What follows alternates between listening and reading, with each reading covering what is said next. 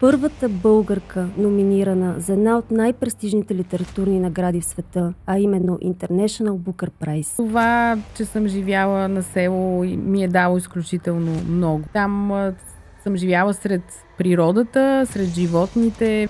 Историята в Остайница е точно за това. Винаги ли, когато избереш да бъдеш себе си, някой друг страда. Мен ме дразни това разделение в културата. Знам всички македонски песни. Николина Чакърдъкова, Володя Стоянов. Аз съм здрава балканска жена. Естествено, ние удряме по масата. Да. Ако искаш да си писател, спри да се държиш като муза. Имаме толкова много талантливи писатели и поети. Имаше ли момент, в който си каза като Snoop Dogg I wanna thank me? Ние много потъваме. И само ние можем да се хванем за косата и да се издърпаме. Никой друг. Този подкаст е на Playboy.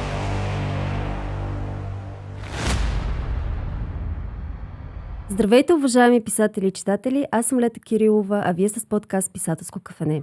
Това е място, на което каним утвърдени и популярни български писатели, които да споделят за своя творчески път, премеждия, през които са минали, съвети, които да ви дадат, както и информация, до която обикновено нямате достъп.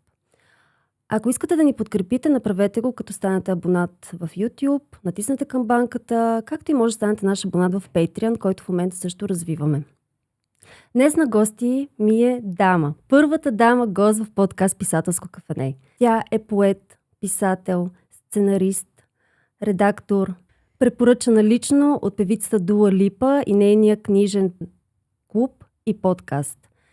И не на последно място, първата българка, номинирана за една от най-престижните литературни награди в света, а именно International Booker Prize.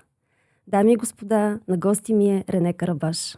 Здравей, Рене! Здравей, радвам се, че ти гостувам. И аз се радвам, че имаме възможност да си поговорим днес, че днес си на гости в нашия подкаст. Отдавна те чакам. И че наистина си първата дама, която ни гостува тук, така добра поличба се очертава. Поздравявам те първо за номинацията. Това е наистина много голямо постижение, не само лично за теб, но не само и за българските писатели, но и за България. Знаем къде те завари новината. Да, нека не споделяме отново къде ме е заварила новината, защото това абсолютно няма никакво значение. Добре, кажи как беше в Пампарово. Приятно беше, но нямах много време за почивка, честно казвам, след като излезе номинацията. Сигурно сте бил много щастлив и емоционален момент за теб, защото независимо какво ще се случи, това е голямо постижение, което трябва лично ти да си вземеш всичко от него, да си го преживееш, защото е един момент, който ти остава за цял живот. Кажи ми обаче, промени ли те по някакъв начин тази номинация? Каква промяна настъпи в теб след това? Да, определено настъпи промяна в живота ми, тъй като интереса към книгата ми и към мен така драстично се засили в международен план и все още вълната не е приключила и все още съм по цял ден по интервюта и пиша интервюта и ходя по подкасти, телевизии и радиа, което е така малко или много изморително, но се радвам за това, което се случва с книгата, защото след номинацията моята агентка Гергана Панчева от Литературна агенция София започна да получава от едни много интересни държави, до момента недостъпни за нас, като Китай, Индия, Украйна, предложения за издаване. Тоест, не искам да използвам израза отваряне на врати, но се появиха възможности, които от тук нататък по един или друг начин са отворени врати за моите колеги, но просто аз съм имала шанса да го направя, т.е. с тази номинация. Може би да бъде някой друг, но съм щастлива, че ми се случва точно на мен. Това, което ме промени, начинът по който ме промени тази номинация е, че първо, че започнах да си менажирам, може би, по-добре времето и също аз нямам проблем с казването на не, но сега още по-добре го правя. тъй като просто няма как да кажа на всички да и да приема всичко, което ми се предлага и смятам, че все пак в една такава ситуация всеки един човек, независимо дали е писател, обущар, режисьор, главен счетоводител, трябва да запази ума си и изобщо състоянието си, вътрешния си покой, което е изключително трудно, защото на мен ми се налага постоянно да се срещам с хора. Сега бях на турне в Англия и там няма вариант, в който сега не ми се ходи, ще отменя срещата. Не, дали ти се спи, дали си болен, отиваш. И е много важно този баланс да се запази, поне за мен. И се старая да го прави. Мисля, че за момента се справям. Все още, не знам, ако вляза в шорт-листа, вече не знам дали тогава ще се справя, но за момента държа фронт. Аз мисля, че интересът към теб тепърва ще се засилва, така че хубаво, че си го овладява това умение. И ти благодаря още веднъж, че на нас пък ни каза да. И си тук днес. Тъй като спомена всъщност твоето турне в Англия, разкажи накратко за най-ценните ти моменти. И също така ми хрумна един въпрос сега, като каза, че все пак отваряш вратите към български писатели.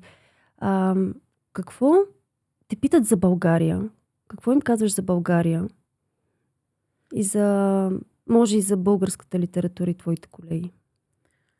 Аз когато ходя по различни фестивали и срещи, винаги се опитвам да предлагам и други наши писатели, защото имаме толкова много талантливи писатели и поети, които заслужават да бъдат превеждани навън. И имаме такива, повечето, да не кажа всички, които са автори на Литературна агенция София, са превеждани извън България. И за България конкретно, сега между другото, като бях в Англия, си бях подготвила мартенички. Бях занесох на библиотеката в Бристол, където централната им библиотека, която е като един малък Хогвартс. Там беше първото представяне на романа ми. И навсякъде, на всеки му раздадох мартеничка и разказах за този наш обичай. Но по-скоро това, което разказваме, неща от моя живот, които по някакъв начин са идентични с техния. За някои са по-екзотични, по-странни, защото аз съм израсла в село, в Северна България, в село Александрово. И имам какво да разказвам. Това е много интересно, защото ти на мен ми приличаш на френска възпитаничка. На мен винаги си ми прилича на французойк. Дали съм и... От Париж. Да не кажа, че съм и циганче, защото, както се казва, плава циганка, руса циганка, защото аз самата съм до 7-ми клас съм живяла и съм учила в Александрово. И съм израсла с турци, с циганчета, с власи, с много, много пъстра картина беше. И аз съм научила и от езика им, между другото. Знам някои неща на турски, на влашки и съм попила по някакъв начин от културата им. И да, скока е доста голям, но смятам, че винаги, за да стигнеш до така по-големи висини, трябва и дъната да можеш да ги владееш и изобщо голям диапазон да обхваща живота ти, за да познаваш по-добре живота. Да, и не само това, но и да не забравяш клишето, откъде си тръгнала. Защото много ще ти отива наистина да се държиш като френска възпитаничка. Все едно си отраснала в Париж, просто веднага ще ти лепне. Веднага много ще ти лепне този образ, но ти си толкова откровена и естествена. И представяш толкова автентично твой колорит, който според мен те отличава. Със сигурност това, че съм живяла на село, ми е дало изключително много. Защото съм се докоснала до самата същина на живота, до нерва на живота. Там съм живяла сред природата, сред животните, виждала съм как се раждат животни, как умират животни. Това е било ежедневие за мен. И това малко или много те калява. и те кара да пишеш книги като стайница. Да, и покрай катафалката си видял и много други. Да, баща ми беше, когато бях малка, той сега е полицай, даже вече пенсиониран от няколко дни, но тогава беше грубар и озеленител на селото. Т.е. той съдеше цветята в центъра на селото и се грижеше за зеленината в селото и също беше грубар и това много така ми е повлияло. Имам много такива спомени, че той караше един трактор, на който закачаше катафалката и ние живеехме на един кръстопът към всичките махали и винаги мъртвите, които той возеше, минаваха край нас. И аз като чуя музиката, защото те вървяха с оркестър. С оркестър? Да, с тромпет, с тъпън. И се чуваше отдалече. Но каква е била тази музика? Смисъл погребва човек? Ами минорна. Смисъл, не знам точно коя е песента, но е класическа и аз се бях научила, имах една триола и тази погребална песен по цял ден я свирех вкъщи и баба ми казваше: Иренче, не дей сега да я свириш, като умре свири, не дей сега да ми я свириш. И като чуя тази музика, винаги тичах да видя мъртвеца, защото беше много интересно. Къщата ни е малко по-нависоко и аз се лепвах с сестра ми, се лепвахме за прозореца и виждахме, нали, как оплакват мъртвеца, но той винаги спеше, сякаш спеше. И за мен по някакъв начин смъртта винаги съм я възприемала като един сън. И разбира се, след това идваше пира. Отивахме на пейката с сестра ми, чакахме баща ми да се прибере и да ни донесе питка, жито, салами и сладки, което беше... Тоест, обвързвах смъртта с нещо хубаво. Ами това определено е доста ценен урок. Няма с какво да го сравня. Обикновено хората, имат друг опит, но абсолютно незаменим. Аз, между другото, тази история съм чела в Сестрата на Зорбас. Нали там? В Хълбоци и Пеперуди имат стихотворение, което е... Но цялата история я разказваш. Възможно е, да. В началото мисля, че имаме една прозаична част. Да, както и за учителката в началното училище или нещо такова, беше много, много интересно. От село да се върнем в Англия. Кажи ми какво най-често ти споделяха твоите читатели там? И има ли някакъв паралел между читателите в България? Направи един паралел между коментарите им. Ами, читателите навсякъде са много разнообразни. Истината е, че да речем от английските ми читатели получавам доста повече позитивни ревюта за книгата. Тук също има такива, но съвсем случайно попадам в Фейсбук. То къде е другаде, освен в Фейсбук. На такива коментари за книгата, които просто ме изумяват. А в какво четеш ли? Ами да, и не само, но предимно в групи, в които обсъждат книги. Разбира се, абсолютно всеки има правото да не хареса една книга. Това е негово право. Не всеки яде, да речем, трюфел, не всеки яде магданос или кориандър. Няма проблем, но там на някои места хората така са се озлобили изобщо по принцип българите, че просто не мога да повярвам. Прочетох коментар от сорта на: аз отказвам да прочета тази книга, защото заглавието на книгата и името на авторката не е българско. Първо, че това е чист расизъм. Нали, съжалявам, че съм засегнала българщината, но не можеш да говориш, да обсъждаш една книга. Има цели ревюта за книгата ми от хора, които дори не са я чели. Което ти колко свободно време трябва да имаш за това. Да седнеш, да хейтиш, да пишеш негативни коментари. Много са се озлобили хората. Преди не беше така. Не е ли било така преди? Не беше така. Не знам, може би съм била по-малка, но сега мисля, че това затваряне в себе си и липса на емпатия към другия се корени до голяма степен в използването на социалните мрежи. Тоест, това използване на социалните мрежи малко или много ни оскотява, от друга страна ни позволява, ние нямаме среща с човека срещу нас. Много по-лесно е да го нахраниш, да напишеш нещо в интернет. Овластява троловете и хората, които по принцип имат комплекси. Малките хора. На себе си, да, и някак си се опитват да принизят всяко постижение. Мисля, че точно обратното, трябва да се радваме за постиженията, които си наши, български. Сега ние нямаме заслуга за твоите постижения, но можем наистина да се радваме, че живееш сред нас, че твориш сред нас и че света научава за нас, кои сме ние, чрез твоята литература. Независимо какъв е псевдонимът, и това е псевдоним. Името на книгата, какво значи не е българско? Не знам от какъв език. Нали, да не го коментираме, да му даваме повече популярност за такъв тип коментари, но според мен не е редно като цяло и да се обръща толкова внимание на... За щастие аз не обръщам, просто ги подминавам тези коментари, но за щастие има и други, разбира се, които...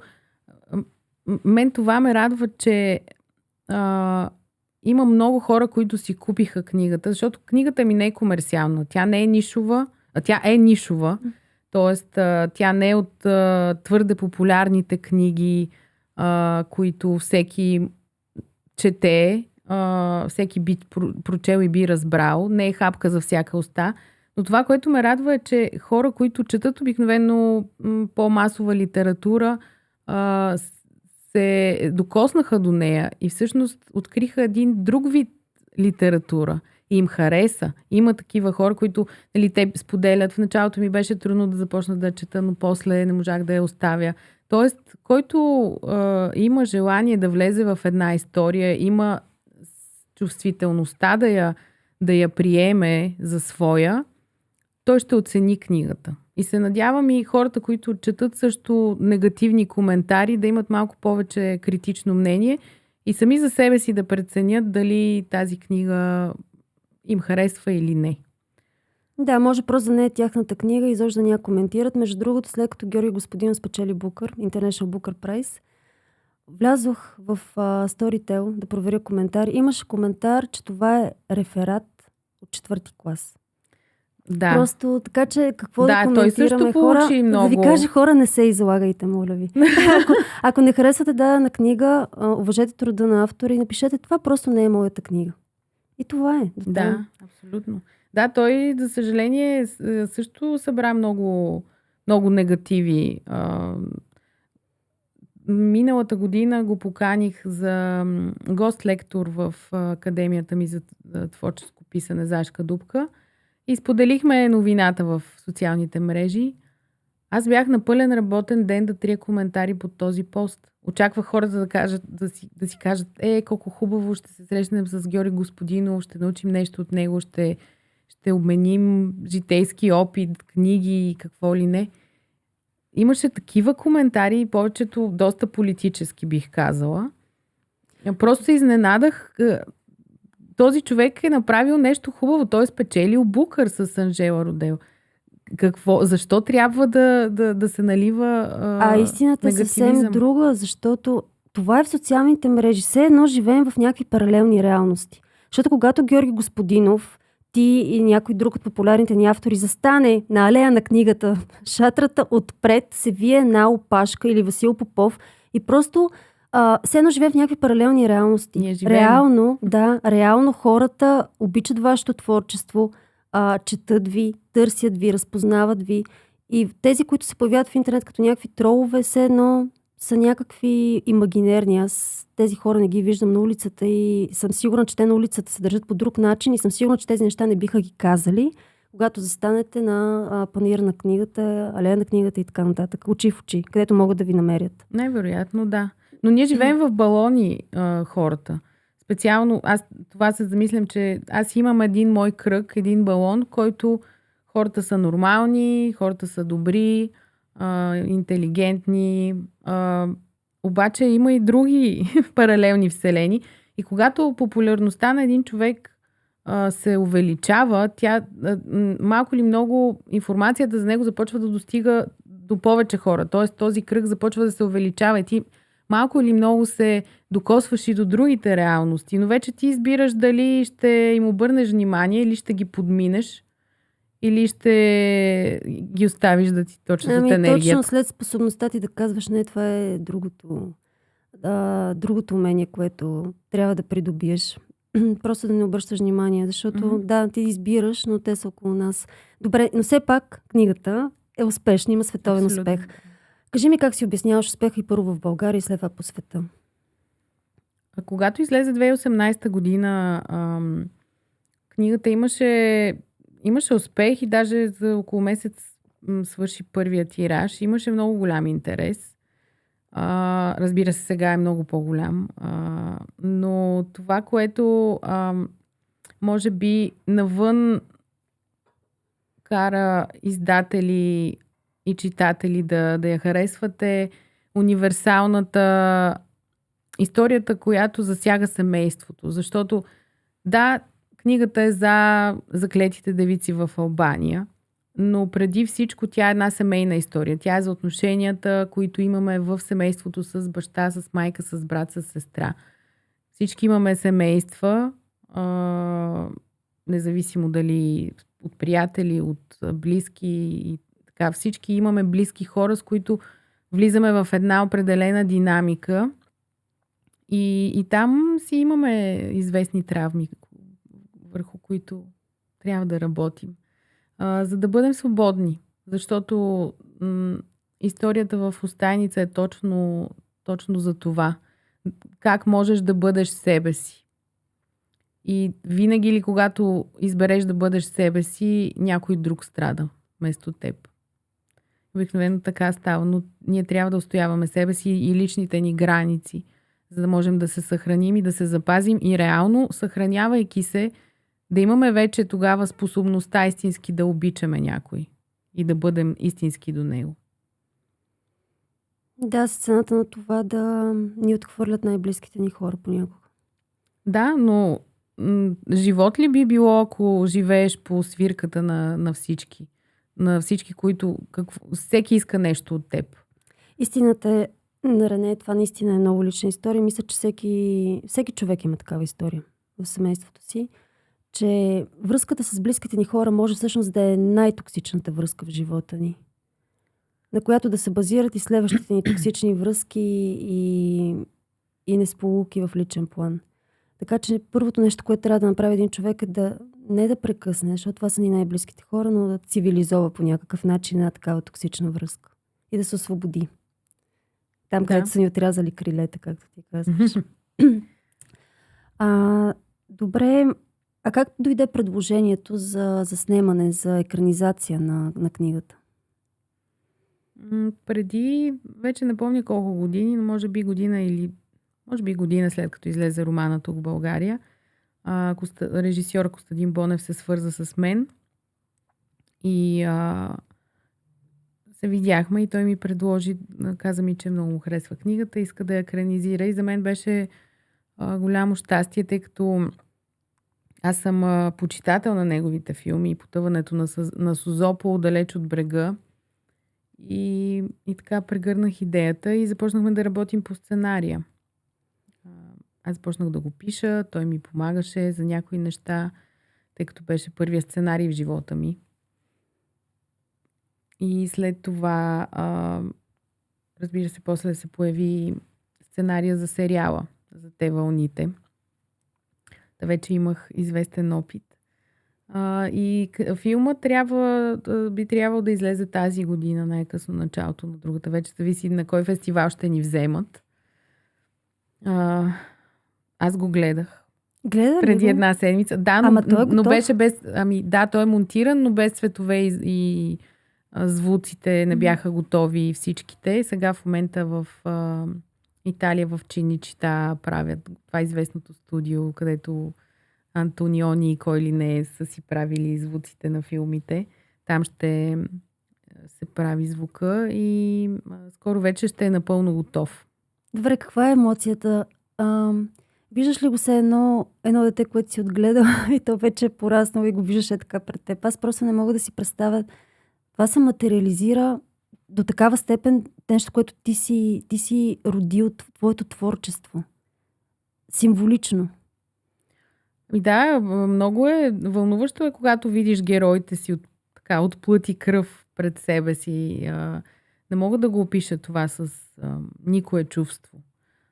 И си казваш, вау, всъщност си даваш сметка колко, нали, ти го гледаш на екран или на сцената в театър, но си даваш сметка колко всъщност могат да ни се материализират мислите в главата, измислиците. Затова трябва да сме много внимателни за какво си мислим и какво измисляме, защото при мен особено всичко изключително много и бързо се проектира. Каквото си помисля, просто на момента го получавам. Сега ходих в Англия, имах освен представенията и ходих да давам автографи в някои от големите лондонски книжарници в Down Books, която е много красива, уникално красива книжарница. И преди да тръгнем, аз бях с моята приятелка Карина и казвам, много искам да си купя турба от тази книжарница, защото са едни много красиви, такива зелени, червени. И отивам и почвам да разписвам и момичето, което ми носеше книгите, приключих с подписването на книги и тя ми каза, ела да си избереш една турба. И аз погледна Карина и тя много добре знаеше с този поглед какво означава, че аз съм го проектирала. Т.е. подариха ми турбата. Всичко наистина се материализира. И затова много, много е трудно при хората, които са овъртинкъри, като мен, т.е. хора, които мислят прекалено много, защото не само хубави неща мислим. През по-голямата част аз специално мисля и много негативни неща. Трябва да можем да заглушаваме вътрешния си, ума си. Т.е. да си даваме сметка, че ние контролираме ума, а не той нас. И тогава вече можем да избираме за какво да мислим. Или ако помислим нещо, което не ни харесва, просто да го отпратим. Такива хора на време си им казвали, че урочасват. Особено с сини очи. Това чувала ли си го? Да. Да. Има го това. Проектирай ми нещо. От какво имаш нужда? Ще ти кажа после. Всъщност миналия път ти каза, като се видяхме. Но да, много лична тема, хора не мога да кажа. Добре. Отново към International Booker Prize да се върнем. Ми се завъртя просто един такъв въпрос, като погледнах, нали, лонглиста на номинираните. Общо взето, нещата се въртят около... има малко политика, войни, социални разделения. Има две книги, които са свързани с вещерство, което ми направи също впечатление. Аз би ги прочела. Още не съм. Аз също имам. Много, да. Това за Восъчното момиче специално мисля, че ми е първата, която ще си поръчам. Но има ли според теб една такава опасност тази година International Booker Prize да се политизира? Тъй като има 3 романа, които разказват за Иран, един за Тайван. Знаем каква е ситуацията в момента там. Да, абсолютно. Има такъв шанс.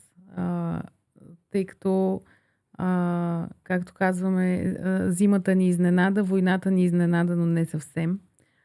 Има наистина романи, които са 3 или 4 са на такава тема за Иран. Аз даже си купих един от тях. Women Without Men. Точно тази мисля аз да си я взема, да. Да.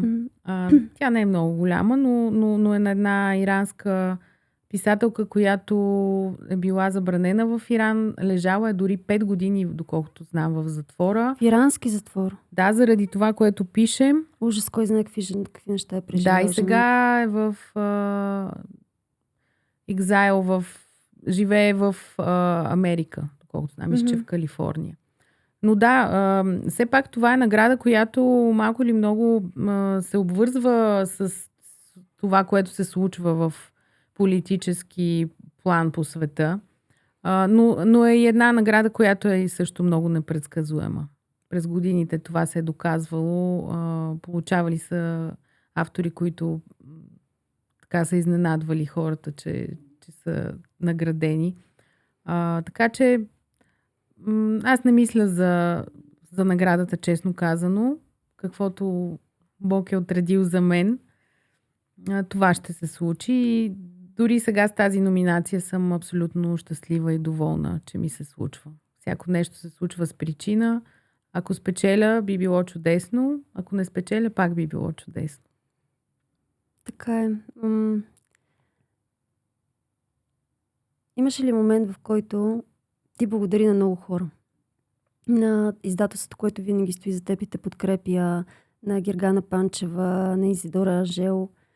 Имаше ли момент, в който си каза като Snoop Dogg I wanna thank me? Да, аз постоянно, разбира се, няма как да пропускам да благодаря на издателите ми, на моята агентка Гергана Панчева, разбира се, на Изидора Анжел, която преведе книгата толкова добре, че тя да попадне изключително в този списък. Трудна за превод. Аз Да. не знам как се превежда. Тя е като поезия. Точно като поезия. Целе една поезия. Това да се преведе наистина. Да, Адмирации. тя е усетила, напипала е поезията в мен и е успяла да я пресъздаде точно по този начин, по който трябва да бъде на другия език. И да постоянно благодаря. За какво си благодари на теб? На себе си, естествено, че и на себе си. Все пак да не забравяме, че аз съм написала тази книга преди всеки всичко. човек трябва да прави това. Да, и така с колата на Snoop Dogg малко склащаме. Благодарна съм на себе си и винаги съм и ще бъда, особено при писането на тази книга, че всъщност съм била толкова искрена. Радвам се, че не знам дали мога дори отново да постигна тази искреност. Т.е. вътрешния ми критик започва сега да се обажда и перфекционист, но мисълта ми е, че тогава, когато пишех Устайница, аз бях много необременена. Тоест аз тръгнах да пиша нещо, дори не знаех разказ ли ще бъде роман, как изглежда един роман, какво трябва да представлява. Просто седнах и започнах да пиша това, което исках да пиша. Вкарвах писма, вкарвах репортажи, вкарвах стихотворения вътре, поток на съзнанието. Експериментирах и това ми доставяше такова удоволствие. Но не бях обременена, не знаех тогава какво е пътя на героя. Тоест структурата, която седи зад всеки роман. Сега аз вече я знам, но се опитвам сега пък да я забравя. Не да я науча, да я забравя. Път на героя, колко ме изтормозил. Да. Едно време, когато ми преподаваше в Сашка Дупка, така имах съпротива и си казах, няма пак тогава. Не, то е хубаво да го знаем, но аз между другото съм го изпълнила в Устайница, без да знам. Но това е защото съм се движила по естествения път на един човек, как биха се случили събитията и за това съм го напипала. Но да, сега е доста различно, но си дадох сметка, че когато сяда да пише един писател, един човек, когато сяда да пише нещо, винаги трябва да се забавлява и да се изненадва от себе си и да измисля нещо ново.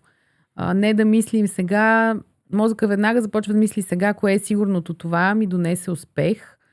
Сега ще пиша по този начин. Не, всяка книга си има своя език, своите гласове, своите герои и тя изисква да бъде написана по свой собствен начин. И ние трябва да го открием кой е този начин. За да бъде тя, да бъде автентична. Да, благодарен си, че си запазила твой автентичен глас, който чуваш и те пуска в потока. Ами то е много, не е свързано само просто с това да седнеш да пишеш и да помълчиш. Я да видим сега, ще появи ли. Свързано е и много с връзката с себе си. Изобщо като човек как ти действаш в живота. Дали успяваш наистина да притихнеш и да стигнеш до тази своя вътрешна тишина, която можеш евентуално да чуеш някой да ти говори и ти да записваш. Това е изключително трудно, Рене. Много шум има. Много е трудно. Наистина. Много шум. Първо, мислите ни са много шумни. Второ, край нас е много шумно. Телевизори, телефони. График, задачи. Да, всичко. Писането е между другото. Трудно е да се настроиш да се пуснеш в този поток, да си отвориш съзнанието, да си отвориш сърцето, първо трябва да си отвориш сърцето, според мен. О, да, сърцето е ключът, със сигурност. Но да речем, при една поема не е правилна дума, стихотворение, защото поема е друго. При едно стихотворение той идва като една светкавица, която ти улавяш, сядаш и я записваш. Аз поне така пиша. И това се случва в рамките на максимум час, нали, писане и пренаписване на стихотворението. Но когато пишеш роман, това се изисква изключителна дисциплина, буквално казарма. Ти в момента пишеш нов роман. В момента пиша само автографи. В смисъл... Допреди номинацията. Да, пишех. Ще продължа лятото, като се изолирам на морето. Тогава ще имам възможност, защото искам да потъна изцяло в този свят. Да, точно това е потъване. Не мога да... Нали, случва се понякога... Аз постоянно живея с тези картини от новия ми роман. Аз виждам всичко като картини. Тоест като един филм и то едни и същи сцени. Тоест има си сцена, която по никакъв начин не се променя. От 4 години имам сцени, които ги виждам, могат като на филм да си ги пусна и те да протекат по този начин. Но ти трябва да се настроиш на тази честота и да влезеш и наистина да започнеш да създаваш този свят. Случва се понякога да напиша някоя глава, някакъв фрагмент. Постоянно си записвам. Но самото същинско писане, мисля, че трябва тотално да се изолираш от шума, от всичко, за да можеш да дадеш целия от себе си като енергия на тази книга. И това ще се усети. Защото ти, както с един човек, ти излизаш на една среща с един човек, след това, след месец пак се виждате, след 5 месеца. Каква връзка можеш да изградиш по този начин? Леле, това е толкова точен пример. Ти изграждаш интимна връзка с белия лист, така да се каже. Ти трябва да му отделиш време. Ти трябва да се свържеш с него. Да свържеш със себе си и да се свържеш с него. Все едно излизате на среща хора. Точно така. Точно така да, и колкото по-често се виждаш с този бял лист, с този човек, ти изграждаш все по-голяма връзка, все повече научаваш за него. Защото първо ние имаме представи за това как искаме да бъде, какво е, но когато вече навлезеш истински в процеса, героите започват да те водят. Тоест ти се оставяш, те започват да взимат някой път дори неочаквани решения. Mm-hmm. И ти трябва да ги оставиш да живеят и просто да действат сами. Да. Така. Разбрахме ти за какво си благодари. Обаче искам и аз да ти благодаря. И имаме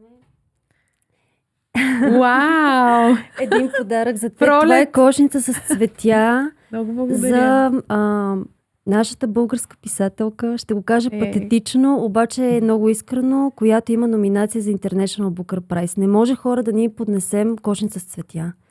Много благодаря. Това е, мисля, че най-хубавия подарък за този повод. Надявам се тази красота наистина да ти хареса, да те вдъхнови. Много. Много е специален този момент и наистина не може да си представя друго, с какво да те посрещна тук, освен с цветя. Да се запролети най-накрая. Да, кошница с пролет. Да, кошница с пролет. Тук ще си оставим. Ще ти помогна да си я занесеш. Супер, много благодаря. Аз много обичам цветя и това просто за мен е... Благодаря.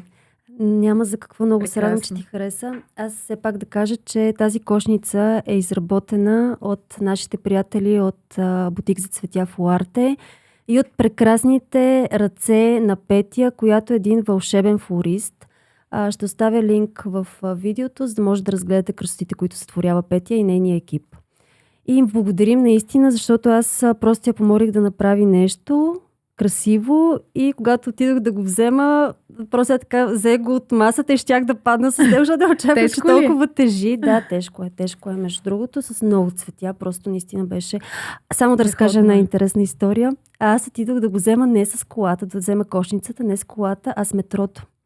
При което Стефан нося кошницата до метрото, влиза в метрото и една жена се обръща към мен и казва: браво, страхотна кошница, прекрасни цветя. И аз си казвам, за какво ми казва Броусе?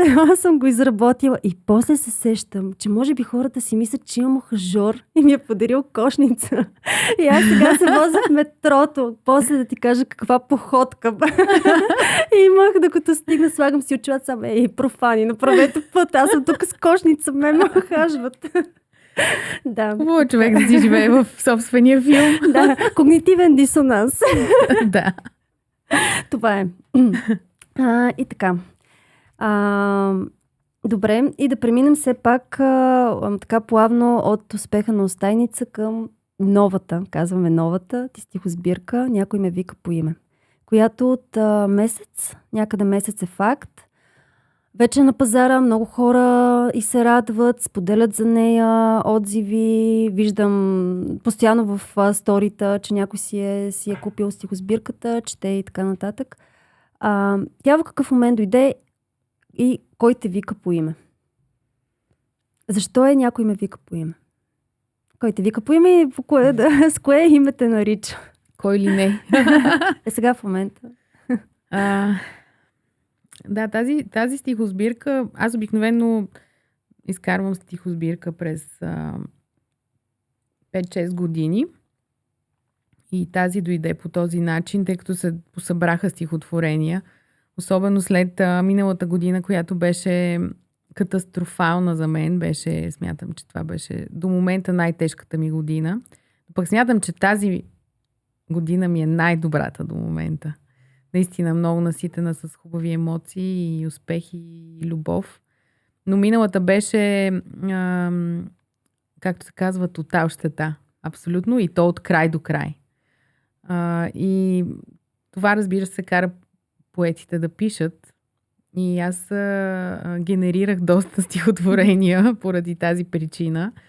Но реших и да добавя такива, които съм писала много по-отдавна, и то в рима. До сега не са излизали мои стихотворения в рима. И те си седят там и си чакат момента. И има един цял цикъл в книгата, който е с римувани стихотворения. Mm-hmm. Но кой ме вика по име? Любовта. Да, която е Бог, която е живота. Аз самата себе си. Тъй като това всичко седи на една плоскост. Не помня кой беше казал. Или аз съм си го измислила, не знам. Или това ми е идея да влезе в новия ми роман. Но монахът ми, имам монах в историята, който седи и се моли и казва: докато седях и се молех на Господ, в един момент осъзнах, че говоря на себе си. Тоест ние винаги говорим на себе си. И Бог по някакъв начин, това сме ние, но имаме връзка и с Бог, който е извън нас, и с Бог, който е вътре в нас. Ние сме парче от голямата душа. И това може би и тази душа ме вика. Когато стане прекалено шумно и се изгубя, и тя ми връща винаги най-ценното. Когато имаш светлината. Трудни периоди. Да, светлината. Просто светлината, дори светлината под формата на слънце, не е витамин Д, изкуствени капки, а под формата на слънце. Слънцето е това, което ме спаси, смятам. Разбира се, поезията, приятелите ми, музиката, но слънцето е това, което просто сутрин ставах и отивах до прозореца, за да се срещна с него. Просто да направя този контакт. И това е. Без слънце, тези цветя, ние нямаше да сме тук. Не. Във всичките му смисли, преносни и преки. Да, така е. Не случайно и култа към слънцето още в древността. Тангризмът, например. Да. Във всички религии, учения, мистични, окултни, гностични, слънцето е Богът. Но много ми хареса това, който вика по име и за живота. Все едно те вика: Рене, върни се. Живота те вика: Рене, върни се. Да, така се случва. Има моменти, в които ние много потъваме. случват ни се житейски незгоди, потъваме много и само ние можем да се хванем за косата и да се издърпаме. Никой друг. Разбира се, винаги почваме да търсим някой да ни спасява, но само ние сами можем да се спасим. И да се сложим в живота. Между другото, извинявай, че така те прекъсвам, обаче аз просто съм много гневна, когато понякога потъваме заради някаква абсолютна глупост. То обикновено като е глупост. кенсъл културата. Хора, аз съм бясна на кенсъл културата. Не може заради някаква глупост, едно грешно изказване, не на място, когато дори не си конкретизирал какво си искал да кажеш. По такъв начин хората да хвърлят камъни по теб и да те накарат да потъваш, както сега Тимати Шаломе. Да, Тимати. Ма те така го демонизират. Аз имам случка. Ма всеки има, това имам предвид. Случка. Аз не го давам просто като пример, но разкажи, защото хора не бива да го правим, не бива да караме някой да потъва заради някаква глупост. Не е убил човек. Да, това е негово мнение, разбира се. Сега, дали е добро или лошо, но това, представи си, целият свят да е срещу теб в момента. И ти да потъваш от някаква глупост. С цялото ми уважение към опера, балет и така нататък, нали? Но не е редно така да се отнасяме към един човек. Ако искаш, може да разкажеш за своя пример. Нищо, то е по-скоро под формата на шега, защото скоро гостувах на Петя Дикова в Култи по BTV и тя ме попита защо искаш да спечелиш Букара. За Василица. Да. И аз казах, защото моите приятели ми обещаха, че ще ми извикат Софи Маринова да ми изпее Василица лично.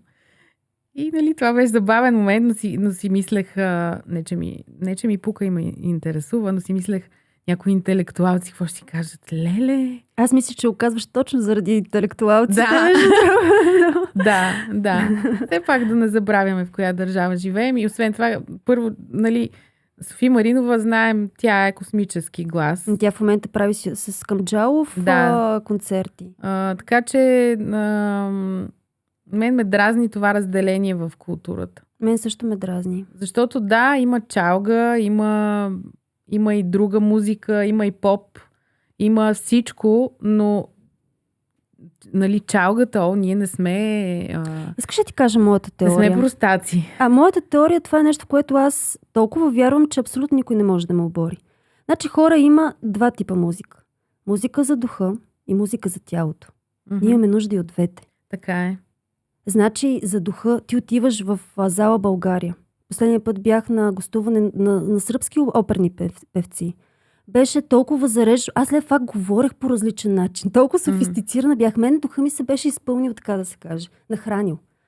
Но има и музика, чалга, траш метал, хип-хоп, която е за тялото. Хора, аз като тия на фитнес не си пускам Моцарт. Аз си пускам супер мръсен хип-хоп. Той ме мотивира да спортувам. И се получава много добре. Страхотна тренировка правя. Така че двете не трябва да се изключват. Ние имаме нужда да храним и тялото, и духа си. Музиката за тялото ни освобождава.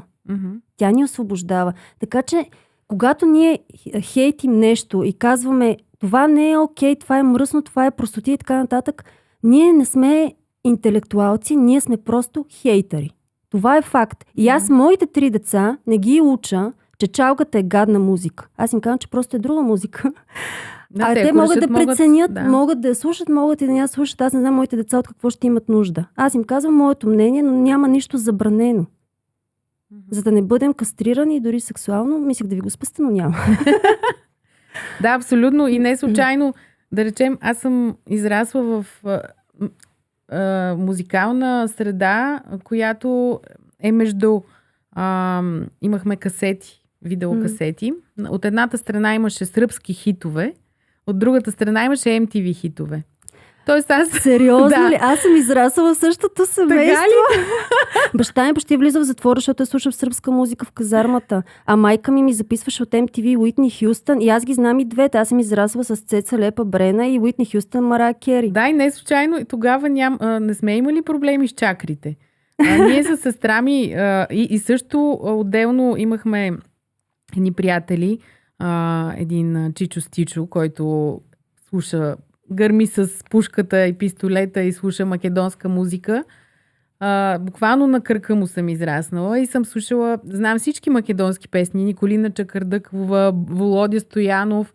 Танцувахме много, качваха ни с сестра ми на масата, зариваха ни с пари, тъпчеха ни навсякъде, където е възможно пари. Ние играехме ориенталски танци, но истински ориенталски, тъй като живеехме с турци. Те наистина, там бели денса не е просто както да отидеш в 33 или плаза и да штракаш с пръсти. Има си много, не е толкова лесно.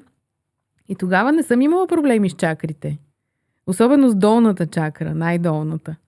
Така че това е тялото, ние забравяме много да го ползваме. Много влизаме в главата расте, а тялото излита. Главата като порасне, тялото излита, а ние имаме нужда от заземяване. В крайна сметка да изпитваме удоволствие от живота, това ни учи тялото. Ние трябва да се свързваме с нашето тяло, за да се радваме, както си говорихме преди малко, и на малките неща в живота. Да изпитваме удоволствие от този живот. Ума постоянно ни забранява, духа ни забранява. Това не е светлина, това е нещо, това е просто, това е тялото ни свързва със света, в който живеем. Нали, не залитаме в двете неща, но балансираме и не отричаме едното, не отричаме и другото. Да, все пак. Аз си казвам, децата ми ги възпитавам по този начин. Сина ми може така да се маже целия, докато яде. Аз не казвам, не, нацапа се и така нататък. Нека се маже, в момента му харесва да се маже. Това е много важно, какво ще му харесва в бъдеще и дали ще го е срам от нещата, които му харесват.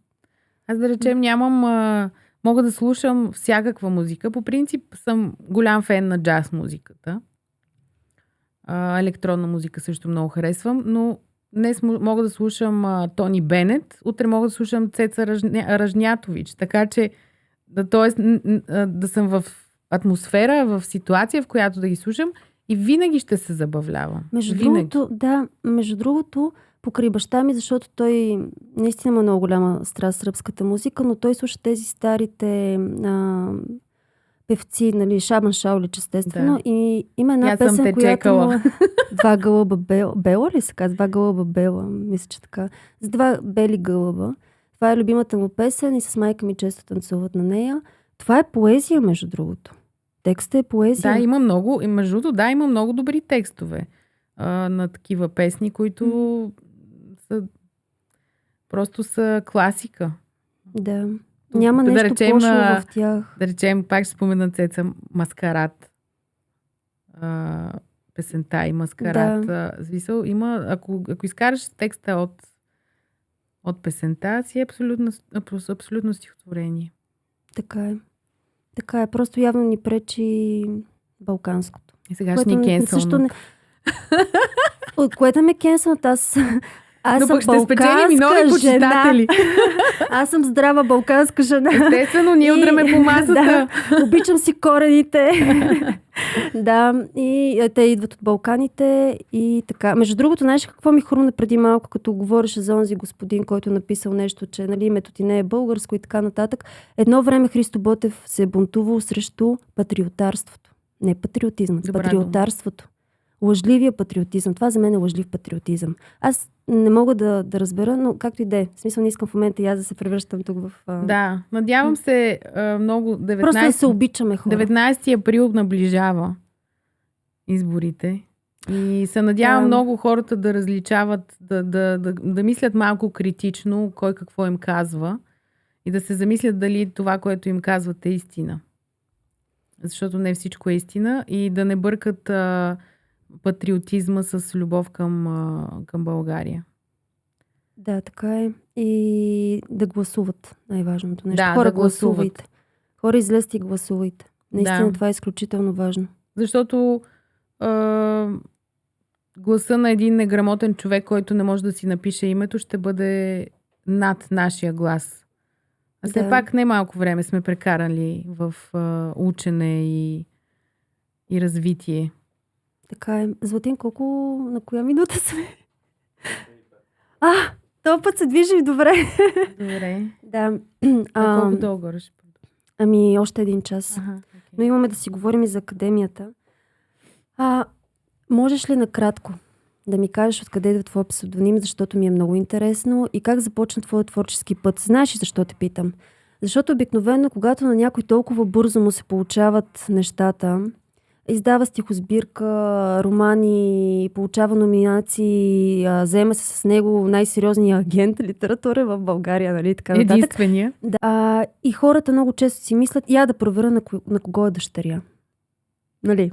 Така че сподели как започва твоя творчески път и как ти се получиха неща. Ти на кого си? На кого си, чия си?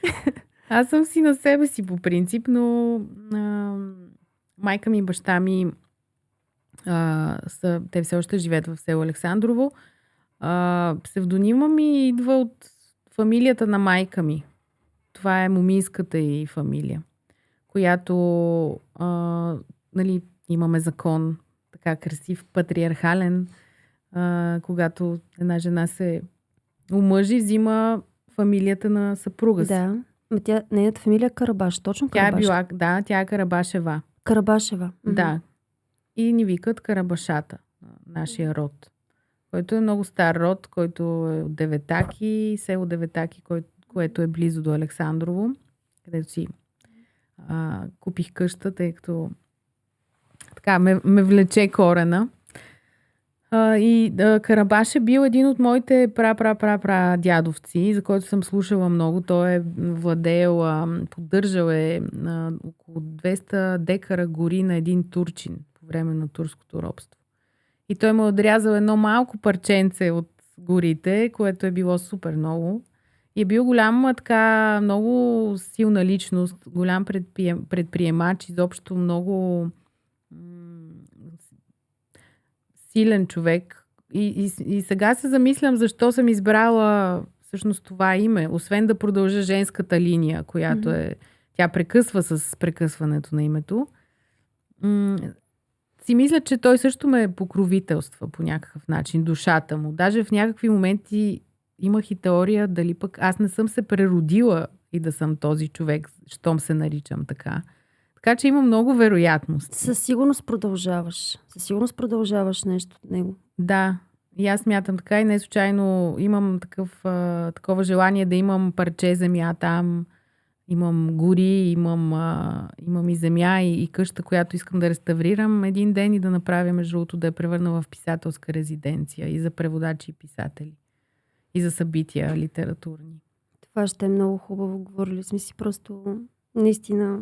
Пожелавам ти успех. Ако имаш нужда от някаква помощ, защо някой да не се включи? Помощта ми е, хора, купувайте ми книгата, защото идеята ми е парите, които събера от тази книга, да направя тази резиденция. Да, но също, освен това, може и с труд някой да помогне. Това е много работа. Да, ние строихме къща преди 3 години, искам ти кажа, че е много работа. Тя къщата е готова, тя е много стара, но има нужда от реставрация и така, има и една част, която е каменна, където искам да бъдат тези резиденции, така наречената сая, която може да се превърне в много хубаво място. Но да, замисляла съм се и за този вариант за помощ, но ще видим. Иначе творческия ми път започна още от рано детство. Аз съм се научила да чета. Още първи клас можех вече да чета преди училище и четях книжки и започнах и да пиша стихчета детски, които събирах в една папка. Баба ми ги печаташе на машината, но папката изчезна, за което много ме е яд, защото имах много интересни неща в нея. И после продължих да пиша разкази, стихотворения и може би преди да дойда в София, започнах да направих си избрах си псевдонима Рене Карабаш. Аз съм учила и съм живяла във Франция известно време и оттам пък идва Рене. Така че имаме и френското, и селското. И започнах да си качвам нещата имаше един сайт Буквите, който имаш си там никнейм и си качваш неща. И там мисля, че ме забелязаха някои поети и след това вече дойдох в София и започнахме четенията с Илян Любомиров, Августин Господинов, поета Владислав Христов всъщност така ми подаде ръка и редактира, направи първа редакция на ръкописа, който бях събрал с стихотворения. И тогава вече изпратих на Жене 45 и ме издадоха. Божана Апостолова, лека и пръст, тя просто се влюби в мен и си станахме и много близки с нея. Тя за жалост си отиде скоро. Да. Да. Мисля, че миналата година, юни? Да. Към края на май-юни нещо е такова, помня, че беше. Да. Даже май месец има рожден ден. Но беше много готин период с Илян и с папи тогава, Константин Трендафилов, защото обикаляхме, правихме четения, много, които протичаха буквално като рок-концерти. И Били си една поетична банда. Да, аз бях така заземяващия елемент. Но беше много готино. Обикаляхме така България и се забавлявахме. И всъщност едно от хубавите неща беше, че освен наша поезия, ние четяхме и друга понякога. Тоест, тези млади хора идваха да ни слушат, защото сме интересни, защото сме модерни, но искахме да им покажем, че има и друга литература, друга поезия, която по някакъв начин да възпитаме някакъв вкус в тях. И мисля, че се получи. И реално след нас наистина много млади хора отвориха стихосбирки. И в смисъл започнаха да четат стихосбирки, поезия изобщо, което е голямо нещо. Да, наистина голяма възможност. Добре, а как се роди идеята ти да направиш творческа академия? 2016, преди 11 години, да. Пак с Илиян Любомиров и Дими Стоянович и Лъчезар Аврамов. В НДК направихме първата, която тогава се казваше Валери Петров. Да. И беше изключително успешна, беше пилотна. И след това всички се отказаха. А каква беше твоята лична мотивация да продължиш сама, да създаваш и да създадеш всъщност Академия Заешка дупка? Каква е мисията на Академия Заешка дупка? Да помага на хора, които пишат, първо да се научат да пишат по-добре. Но ти имаш нужда? Да, нуждата. Да. Видях, че има потребност, че има много хора, които пишат и също като мен, аз по случайност, по късмет някакъв съм срещнала тези поети и писатели, които са ми подали ръка, но има други, които те нямат достъп до тази среда. И това е точно това. Достъп до тази среда и един контакт с пишещи хора, като всички останали, които пишат, но и с професионалисти. Нали, аз събирам в академията ми най-големите имена на българската литература и е изключително ценно, защото освен, че те взимат от техния опит, ние не ги учим ти така сега ще пишеш. Напротив, за тяхната цел е да отключат потенциала в теб, ти да си намериш своя стил, но да ти подадат някои механизми и техники, които можеш да използваш, ако решиш, разбира се. И все пак да ти покажат къде се намираш, защото има някои, които мислят, че са велики поети или писатели, но всъщност имат доста още да работят. Но това са възможности. Ние имаме и литературно четене на края на годината, което четат пред публика нещата си, курсистите. Аз на време толкова драпах за това литературно четене, помниш ли? Извинявай за прекъсването. Ти чела ли си? Да, аз бях от пролетния сезон, а имаше четене края на ноември, което беше само за есенното издание.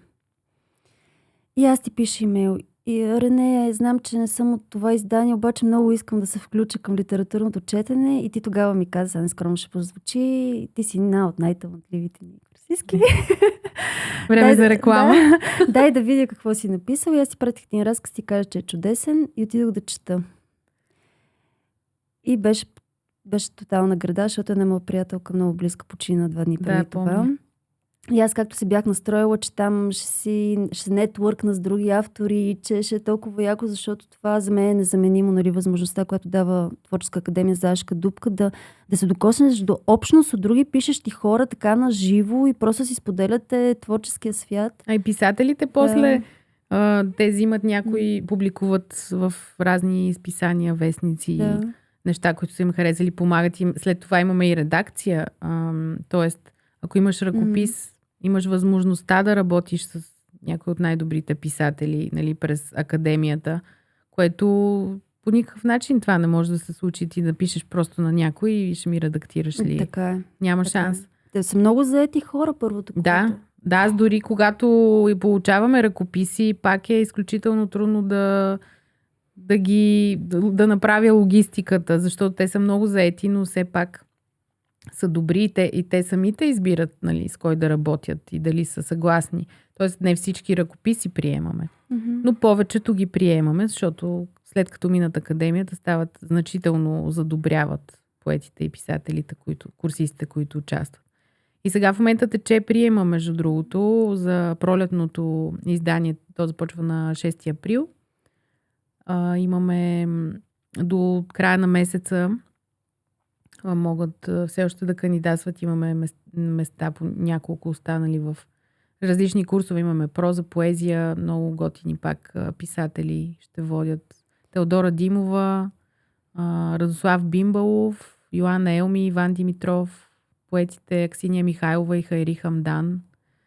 Фентази имаме Мил Минчев и Марин Трушанов. Това е много силен курс по фентази. Да, ние го стартирахме миналата година и наистина беше много успешен и дори много готино, защото групата продължава да се събира, т.е. създаде се една общност. Идеята сега на Марин Трушанов е новата група да срещне с старата група, т.е. да се разразне тази общност, което е страхотно. Това е абсолютно нормално да се случи, защото най-продавания жанр в света в момента е фентази и роментази. Всички четат, някак си имаме нужда от вълшебното в нашия живот, очевидно. А знаеш ли какво забелязвам? Че в фентазито се записват повече мъже. А в курса ни по проза предимно жени, тук-там някой мъж, но в фентазито има повече мъже, отколкото в курса ни по проза. Много интересно. Трябва да разнищим тази тенденция. Да, в момента психологическата дълбочина ми се губи, но има нещо тук, има нещо. Много ми е интересен един въпрос за курса по поезия.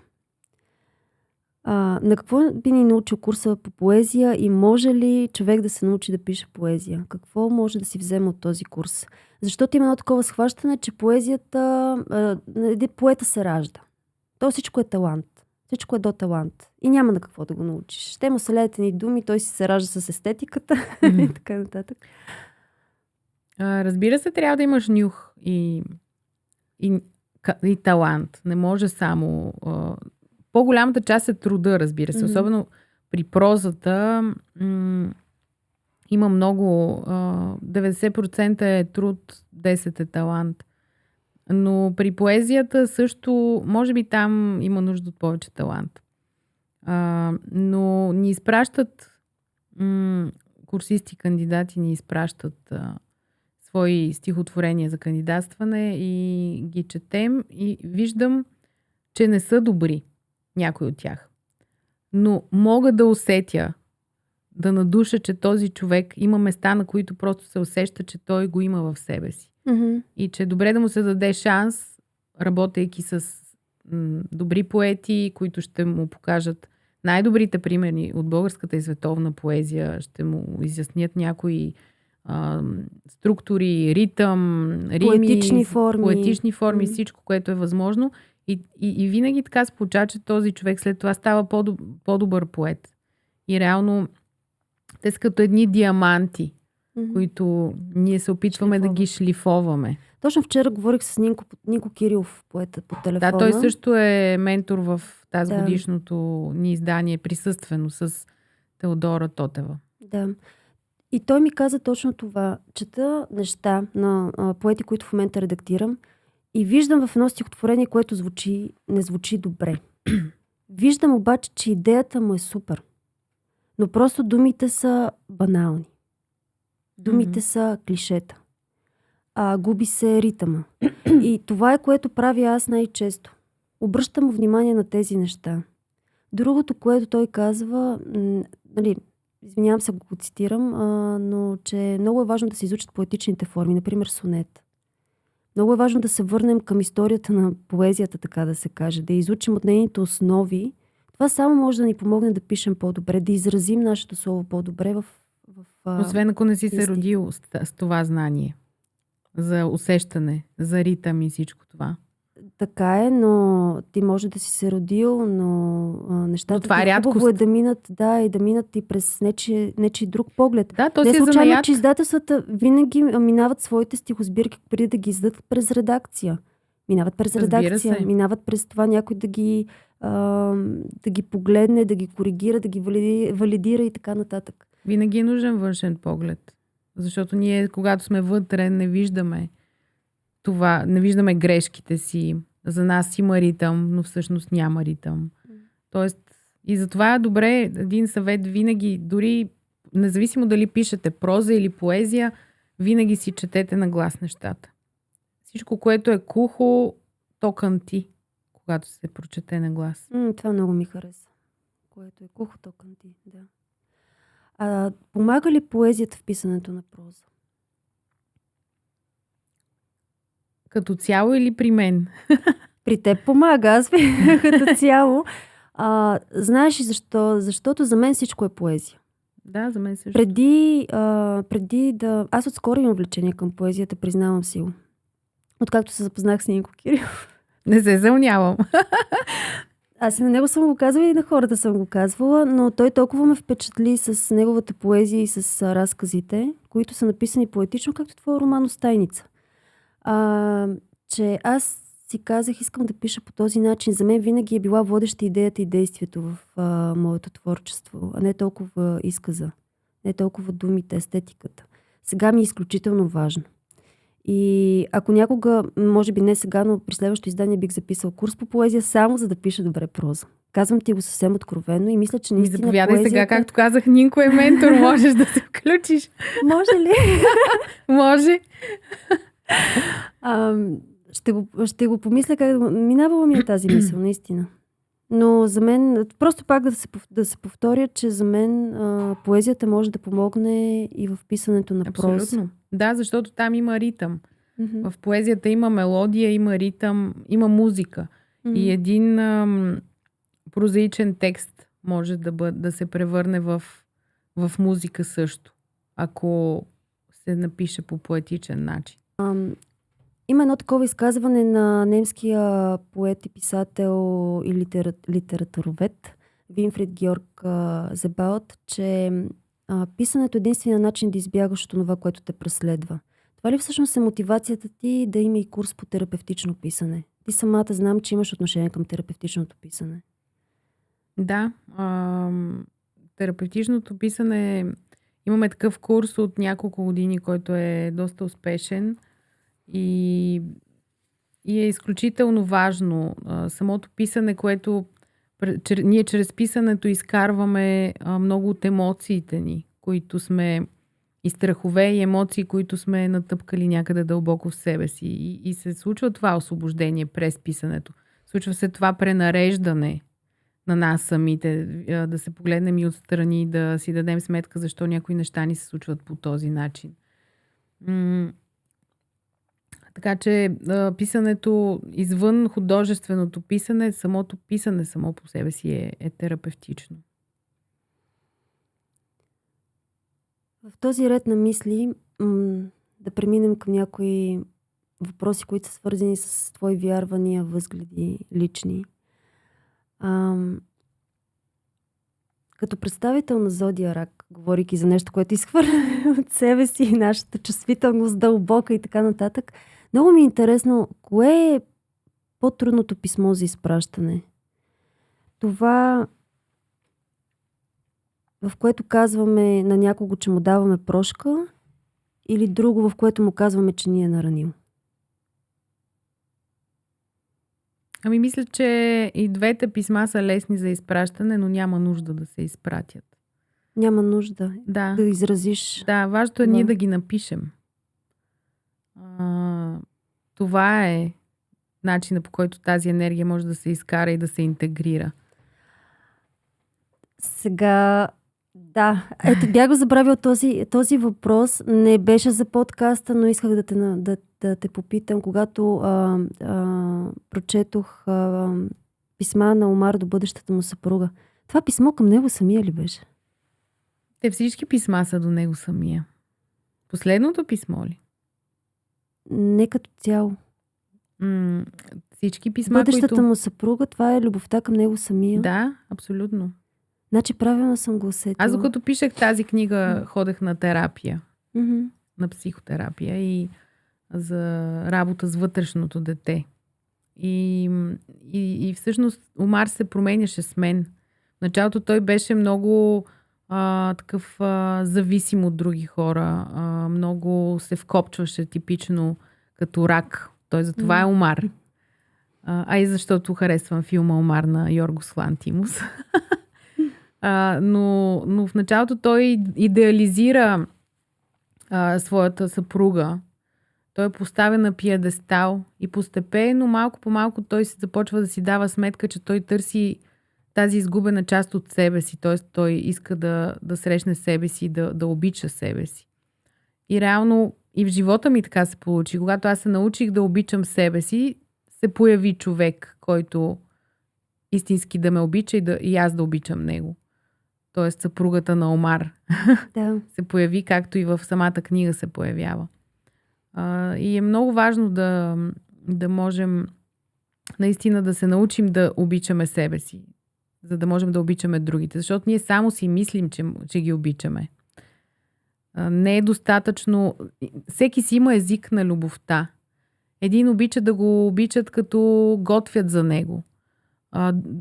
Като постоянно го проверяват добре ли си, дават му съвети как да си оправи проблемите. Трети пък иска да седят до него и да мълчат. И това за него е любов, то е самото присъствие. Всеки има различна потребност от това как да бъде обичан. И нашата цел е да разберем партньора до нас, човека до нас, независимо дали ни е партньор, може и да е сестра, може да е майка, баща, да разберем как той има нужда да бъде обичан. Но той трябва да направи същото. Защото в нас има едни деца, които имат нужда да бъдат обичани по един определен начин. И това е голямата трудност при една връзка. Така е.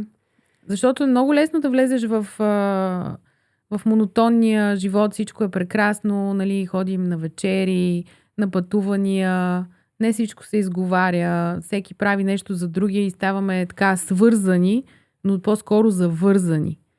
Целта ни е да станем свързани, а не завързани. Обвързани, а свързани. И всичко минава през любовта към нас самите, която много често се бърка с егоизъм. Ние да си се обичаме, ние да си бъдем и майка, и баща, и най-любимият човек, да си бъдем сами на себе си, да се прегръщаме, да си благодарим, да бъдем добри със себе си. Да. Да, защото реално ние сме 24/7 с този вътрешен човек, с това вътрешно дете. И то седи там и ние го пренебрегваме, докато си скролваме телефона по 2-3 часа, докато чакаме някой да ни се обади или зарязваме всичко, когато този човек ни се обади. И това дете е там, то продължава да бъде там и да чака нашето внимание. Знаеш ли какво ми каза първата ми терапевтка? Това ми остана за цял живот и между другото, може би на други родители ще им бъде ценно. Аз това, което казах при малко и за мен все още е само теория. Аз не съм добра със себе си винаги. Но моменти, в които съм лоша със себе си и не реагирам добре, моята терапевтка ми каза: дръж се като порасналата Малена. Това е най-голямата ми дъщеря. Да си станеш родител. Искаш ли Малена да действа като теб? Mm-hmm. И в моменти, в които ми е много трудно и не знам какво да правя, не знам как да отговоря на някого, не знам как да се погрижа за себе си, аз си казвам: ето сега съм порасналата Малена. Да, този шифт между детето и родителя. Да. И много ме отрезвява, много. Много добре ми действа. В същата тема, в Хълбоци и пеперуди има стих, който казва: рибите, отгледани в буркан, не могат да плуват в море. Аз намерих един подобен цитат на кубинския поет Рейналдо Аренас. Между другото, една малка скоба, препоръчвам ви неговата книга и филма Преди да падне нощта. Мисля, че се казва. Главната роля е Хавиер Бардем. и е номиниран за Оскар преди години за главната си роля. Уникален кубински поет, който има много всъщност труден живот. Той се ражда в Куба, в началото е привърженик на режима, след това е противник. Вкарат го в затвора и заради хомосексуалните му наклонности. Той никога не се отказва от своето творчество, това, което е той. И между другото, аз спрях филма по средата и ми беше много трудно да продължа да го гледам заради всичките мъчения, които му причиниха в затвора. След това бяга в Щатите и там, за съжаление, умира през 90-та година. На 16 юли е роден. Зодия Рак. Mm-hmm. И Горкия. той казва следното, само че ще го прочета, за да е по-коректно. Как се живее на остров, без да те пуска до морето?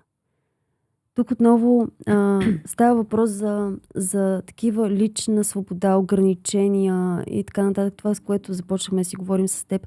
Ти как пребори своите лични ограничения? Имаш ли такива ограничения, които ти казваха, че не е там мястото ти, например? Единственото, мисля, че едно от ограниченията ми е тази способност на абсолютно всеки човек да се привързва. Което ние малко или много в един момент ни се случва това. Ако живеем с някой, няма как. Аз с тази кошница, ако живея всеки ден, аз ще се привържа към нея. И смятам, че свободата на всеки човек идва именно по този начин. Като се научи да пак стигаме до свързването, да се свързва с другия, но да не бъде зависим. И да бъде зависим единствено от себе си. Защото ние постоянно губим хора. Губим домове, губим хора, губим вещи, губим себе си. И в крайна сметка трябва да има някой там, който да седи до теб, когато загубиш нещо. И това си самия ти. Затова трябва да продължаваме да обръщаме внимание на себе си, да се научим как да обичаме по-добре себе си. Но тук идва и другото, че човек срещу теб е огледало. Mm-hmm. И ние трябва да го използваме като огледало, което да ни учи това, което не харесваме в него, е нещо, което не харесваме в нас. Тези рефлексии да мислим върху тях, за да ставаме по-добра версия на себе си. Да ставаме все по-свободни. Имало ли си някога дилема дали да си писател или муза, дали да си поема или поет? Не, то дилема не бих казала. Първо, че не си го избираш. Ти или си, или не си поет или писател.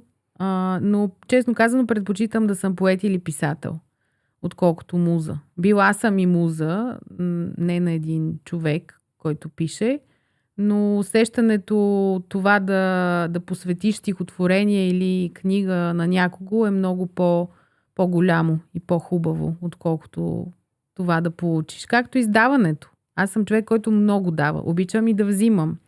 Тоест, обичам да ми дават. Мога да кажа, че имам баланс в живота, в даването и взимането. Защото все пак това са мъжка и женска енергия. Да. Даването е мъжка, взимането е женска енергия. Но обичам да давам. И това да дава някой любов, грижа, означава, че ги има. И ти даваш такъв сигнал и на Вселената. А когато не даваш и държиш всичко за себе си, ти се повече вътрешно обедняваш. И за парите е така, и за любовта. Просто трябва да сме с отворени... Баща ми казва, че с майка ми сме с широки пръсти, с такива разперени. Изтичат пари. Да. Но това е, защото винаги имаме. И обичаме привличаш. да даваме и те идват от някъде. Той е обмен, това е валутата пак е енергия. Парите пак са енергия. Всичко е енергия. Да. Но това също, което те попитах за дали да си муза или писател, също е една енергия, зависи на къде да си насочиш енергията. Аз съм имал момент в живота ми, в който си казах, ако искаш да си писател, спри да се държиш като муза. Насочи си енергията върху това да твориш, а не да вдъхновяваш, защото другото е малко суета. Mm-hmm. Която има всеки човек, аз поне си я признавам. Но сега съм насочила... удоволствие от... насочила съм в момента енергията си по-скоро да творя, да давам и да не се вълнувам от тази суета, която преди ме е хранила, така да се каже. Да съм нечия муза или нещо такова. По-скоро в момента аз имам музи. Един от последните въпроси. Сега, Искам да направим нещо много интересно. Да ти задам 3 въпроса, а ти да ми отговориш с нещо кратко. Може да е от твоите стихове или не. Просто твоите възгледи. А аз ще ти отговоря с цитат от твои стихотворения, които според мен точно пасват като отговор. Добре. Блиц. Да. Време и за близ въпроси. Рене, какво е любовта? Бог. Светлина. Настояще. Моят отговор е мултивитамин, който се разтваря в теб. Всичко това е от поезията на Но това Рене. има ли го в книга? В твоите книги е. Коя книга? Мисля, че в Аз го знам Супер кое е Перуди. стихотворението. Въпросът е, че не знам дали е публикувано на хартия. Как да не е публикувано? Аз съм взимала само от книгите ти. Нещо не беше ли искам да съм на твоя... Не, това е Точно Омар. като Това е от Омар. мултивитамин, разтворен в теб. Искам да съм мултивитамин, който да се разтвори в теб. Може и да е от него. Мисля, че е от Омар. От твоето творчество е. Така, какво е тъгата? Тук ще те разбия. Тъгата. Защото мене просто ми се плаче, като го прочета това. Какво е тъгата? Едно дърво, което напоследък не е много галено и прегръща.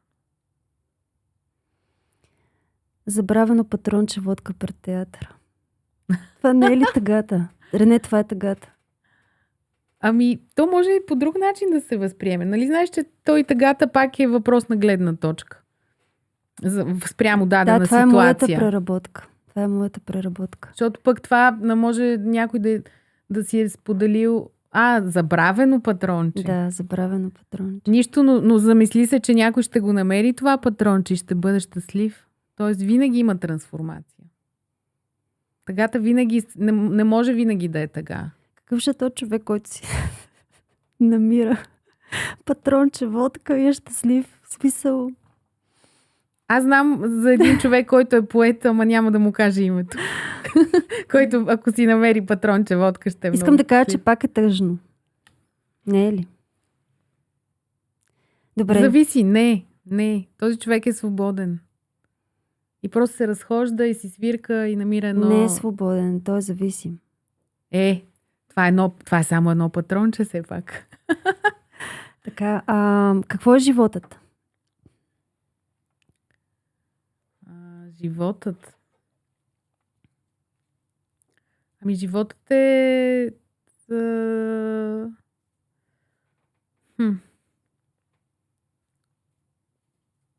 Това, което се случва, това е малко клиширано, това, което се случва, докато ние бързаме и правим планове. Джон Ленън, докато ние си правим други планове. Да, живота е настоящия момент. Момент, в който наистина си в този момент, без да мислиш за миналото и за бъдещето. Тогава се случва живота. Всичко останало някакъв сън, някаква симулация, която мозъка създава. Живота за мен е сянка от свещ на стената. Моменти, в които осъзнаваш колко ти е ценен живота и имаш своя молитва за него. И се молиш. Добре. Много ми тази сянка, ако сянката е живота, значи ли, че смъртта е огъня на свещта? Ние не знаем какво е смъртта. Може живота да е сянка на смъртта и смъртта да е нещо много по-блестящо като огъня на свещта. Може всъщност отдавна да ни няма.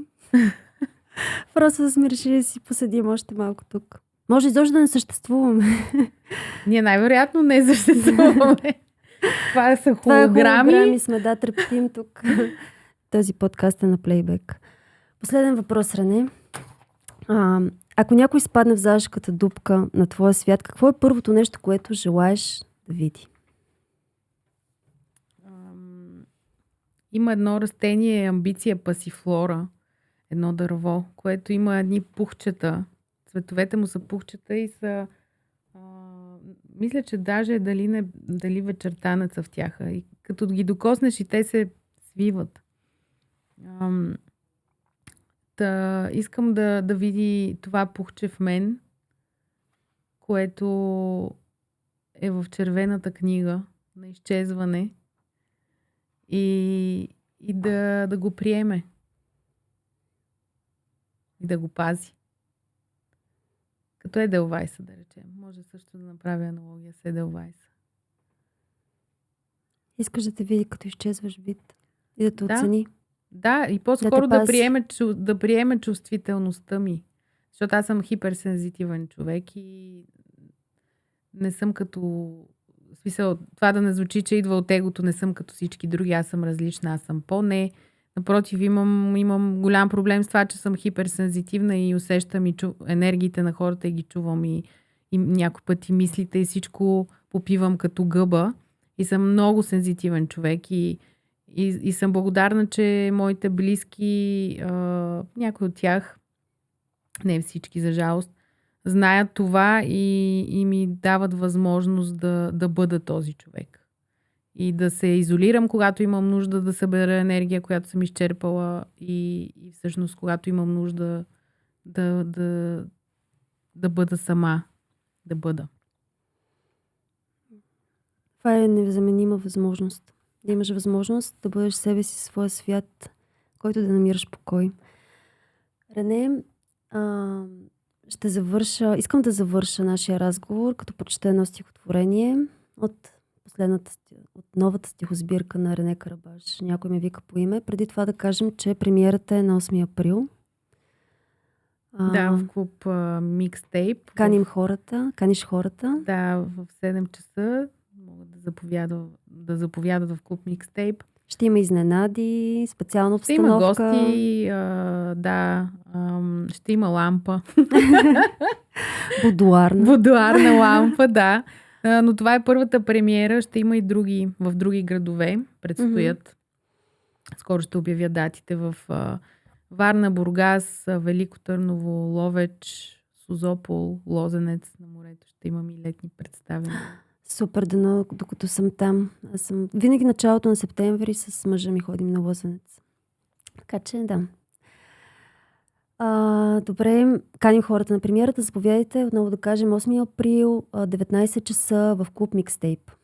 А сега завършваме с любимото ми стихотворение от новата ти стихосбирка. Моля те да ми помогнеш с името.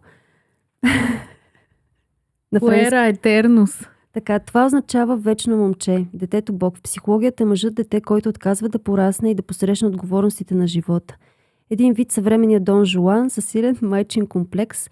Той идеализира жените, като търси майка си в тях. В момента, в който спечели една жена, тя бързо му става безинтересна и се втурва към следващата. Пуерът избягва да се обвързва, бяга от всякакви връзки и не приема никакви ограничения. Тоест Дон Жуан е едно непораснало дете с майчин комплекс. Сега, така го представихме, но стихотворението е много дълбоко и докосващо и мен лично ме разчувства много. Толкова искам да бъда утеха за всички самотни красиви жени. На дупки да стане моята дреха, от той, че обичам ги шеметно зни. Бело да лети през тавански прозорци, да свършва плантата нежно в тях, а долу да чакат по 5 рогоносци, косите да скубят след първото ах. Какво от това, ако той го постигна, щом вкъщи ме чака самотна жена? Онази, която веднъж ми намигна и каза ми тихо, с поглед ела. За първи път някой закърпи ми дрех. За първи път някой с мене умря. 2 сенки да бъдат, една се заклеха. Засукали плахо грата на нощта. Ах, толкова искам да бъда утеха за всички самотни красиви жени. Отдавна обаче от мене отнеха гладът ми след мен да крещят остани. Благодаря ти, Рене. Това стихотворение намирам абсолютно себе си вътре. Знаеш защо. Аз също. Каква случайност. Наистина ми беше любимото. Ми стана любимото. Благодаря ти още веднъж, че беше гост в подкаст Писателско кафене. Прекарахме си жестоко. Ще стане страхотно видео. Мен ще ме канцелират. Може и мен. Не. Важното е Совка да дойде да ни спее една песен. Важното е да продължаваме да се забавляваме с това, което правим. Да се чувстваме добре, да се обичаме, да си благодарим и така и хората около нас ще бъдат щастливи. Още веднъж ти благодаря. Вие хора, ако искате да ни подкрепите, абонирайте се за канала на Писателско кафене, натиснете камбанката и станете наш последовател в Patreon. Аз бях Лета Кирилова и очаквайте следващия епизод, когато също ще имаме много вдъхновяващ гост. Благодаря ви.